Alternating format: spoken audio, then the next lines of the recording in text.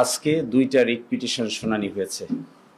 একটা রিট পিটিশনে পিটিশনাররা চেয়েছেন জুলাই সনদ বাস্তবায়ন আদেশ 2025 এবং সাংবিধানিক সংস্কার সভা গঠন এবং সংসদ সদস্য হিসেবে সংবিধান সংস্কার সভার শপথকে কেন অসাংবিধানিক ঘোষণা করা হবে না, এই মর্মে একটি রুল চেয়েছেন।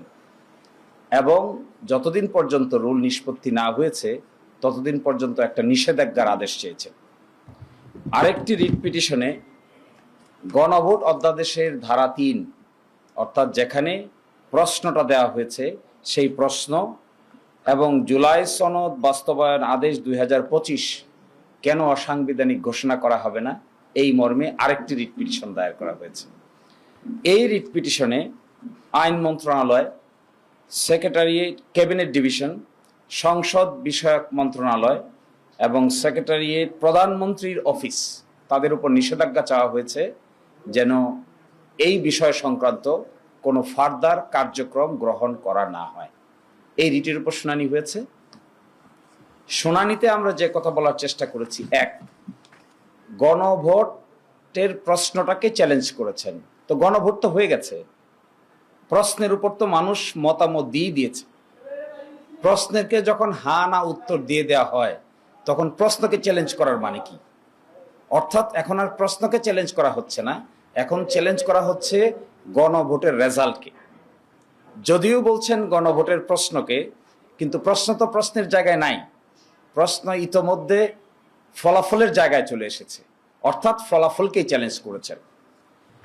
সেকেন্ড প্রশ্ন হলো, এই জুলাই সনদ হয়েছে ঐকমত্যের ভিত্তিতে কিছু ডিসেন্টিং ছাড়া, এবং যে জুলাই সনদ বাস্তবায়ন আদেশ জারি করা হয়েছে 2025 সালের নভেম্বর মাসে, সেখানে স্পষ্ট করে বলে দেওয়া হয়েছে যে জনগণের সার্বভৌম ক্ষমতা অন্তর্বর্তীকালীন সরকারের সুপারিশ অনুযায়ী বাংলাদেশের মহামান্য রাষ্ট্রপতি এই আদেশ জারি করেন। এই আদেশটিকেও তারা বলছেন সাংবিধানিকভাবে গ্রহণযোগ্য নয়। দেখুন, এখানে কয়েকটা গুরুত্বপূর্ণ প্রশ্ন। আর মাত্র 10 দিন বাকি আছে সংসদ বসার। এত তাড়াহুড়া করে দুইজন আইনজীবীর মাধ্যমে এই রিট পিটিশন দায়ের করে আসলে যারা দায়ের করেছেন তারা কি পেতে চান? আমি স্পষ্ট দেখতে পেয়েছি সরকারের ইন্ধন, কোর্টে দেখতে পেয়েছি সরকারের ইন্ধন, আইনজীবীদের মধ্যে দেখা যাচ্ছে সরকারের ইন্ধন, এবং একটা ক্লোজ এলাই আছে সরকারের কিছু ব্যক্তিবর্গ এই বিষয়টাকে আদালতে সাবজুডিস ম্যাটার বলে পার্লামেন্টকে যেন কোনোভাবে বাধিত করা না যায়, এই জন্যই এই কৌশলটা অবলম্বন করেছেন। আমরা আদালতে প্রশ্ন তুলেছি যে 10 দিন অপেক্ষা করে পার্লামেন্ট যদি এই সিদ্ধান্ত নেয় তাহলে আদালতের তার হস্তক্ষেপ করার কোনো প্রয়োজন নাই, মাত্র তো 10 দিন। আগে যেহেতু করা হয়নি, নভেম্বর মাসে আদেশ হয়েছে, ডিসেম্বর মাস, জানুয়ারি মাস, ফেব্রুয়ারি মাস, এটা মার্চ মাস যাচ্ছে, এতদিন যদি এটা চ্যালেঞ্জ করার প্রয়োজন না হলো তাহলে 12 তারিখ পর্যন্ত অপেক্ষা করতে এখানে অসুবিধাটা কোথায়? এগুলোর আসলে কোনো সুনির্দিষ্ট উত্তর দিতে পারে নাই। এটা একটা political question, doctrine of political question নামে একটা কোয়েশ্চেন আছে, যেগুলো হাইলি পলিটিক্যালি সেন্সিটিভ, এগুলো আদালতের বিবেচ্য বিষয় নয়। আচ্ছা বলেন, বাংলাদেশে অভ্যুত্থানকে আদালতের নিয়ম মেনে হয়েছে? আদালতের আদেশ মেনে কি মাস আপসার্চ হয়েছে, বিপ্লব হয়েছে, অন্তর্বর্তী সরকার হয়েছে, কিংবা গণভোট হয়েছে, কিংবা জাতীয় নির্বাচন হয়েছে? এখন এসে দেখেন, খুব ইন্টারেস্টিং, জাতীয় নির্বাচনের পার্টটুকুকে চ্যালেঞ্জ করে না, চ্যালেঞ্জ করে শুধু গণভোটের পার্টটুকুকে। জাতীয় নির্বাচন তো একদিনই হয়েছে, পাশাপাশি ব্যালটে হয়েছে। আপনি যদি সেকশন 3 গণভোট অধ্যাদেশ সেকশন 3-কে যদি চ্যালেঞ্জ করেন, আবার জাতীয় গণপরিষদ গঠন না করতে চান, তাহলে আপনি জাতীয় নির্বাচনকে চ্যালেঞ্জ করেন না কেন? জাতীয় নির্বাচন ঠিক থাকবে কিন্তু গণভোট ঠিক থাকবে না, জাতীয় নির্বাচনের ফলাফল ঠিক থাকবে কিন্তু গণপরিষদ গঠন করা যাবে না। এর অর্থ যেটি বোঝা যাচ্ছে, this two writ petitions are calculative and politically motivated writ petitions. এগুলো কোনো না কোনো জায়গা থেকে কেউ না কেউ একটা ডিজাইনকে ইমপ্লিমেন্ট করার জন্য সুনির্দিষ্টভাবে কিছু আইনজীবীকে ম্যানেজ করে they have taken this initiative. আদালতের সামনে এগুলো উপস্থাপন করে অতীতে আদালতকে ব্যবহার করে যে সমস্ত রাজনৈতিক সমস্যার সমাধান করার চেষ্টা করা হয়েছে সবগুলো বুমেরাং হয়েছে।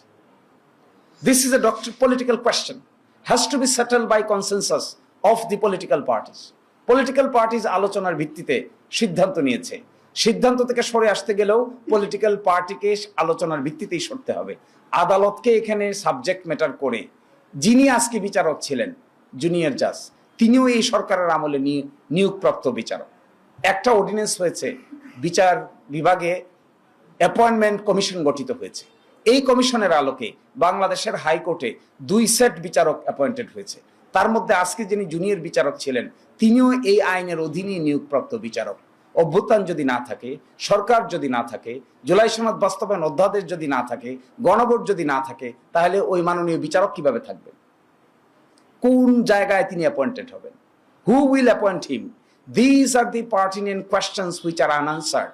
আমি দেখেছি একটা তাড়াহুড়া, আমি এটাও দেখেছি কোনোভাবে বিপ্লবের এই সেন্সটাকে অন্যদিকে ঘুরিয়ে আদালতের কাঁধে রেখে পার্লামেন্টের কাছে না পাঠিয়ে কোর্ট এই কথা বলেছে সুতরাং আমাদের কিছু করার নাই, এইরকম একটা মেন্টালিটি সুস্পষ্টভাবে দেখা যাচ্ছে।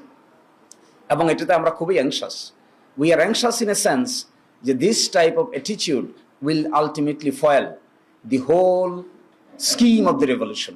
আপনি দেখেন, যারা বলছেন গণভোট বাতিল হবে তারা বলছেন না কেন জাতীয় নির্বাচনও বাতিল হবে? যদি পুরোটাই বাতিল হতে হয় তাহলে why not the national election? Why only the গণভোট? ওয়াই অনলি দি জুলাই সনদ বাস্তবায়ন আদেশ? মাঝখানে আরো 135টা অর্ডিন্যান্স হয়েছে, সেগুলো বাদ যাক, সবই বাদ যাক, ফ্রেশে শুরু করেই আবার আমরা ঘুরিয়া 5ই আগস্টের আমরা আদালতে এই কথা বলেছি। যদি তাই বলতে চান তাহলে সব বাদ দেন। Let us go back before 5th August. 5th অগস্টের আগে ফিরে যাই, ওখানে গিয়ে দেখি না আমরা কোন জায়গায় ছিলাম। Let us start from there. 4th August থেকে স্টার্ট করি। তখন তো রাজি না। এর অর্থ কি?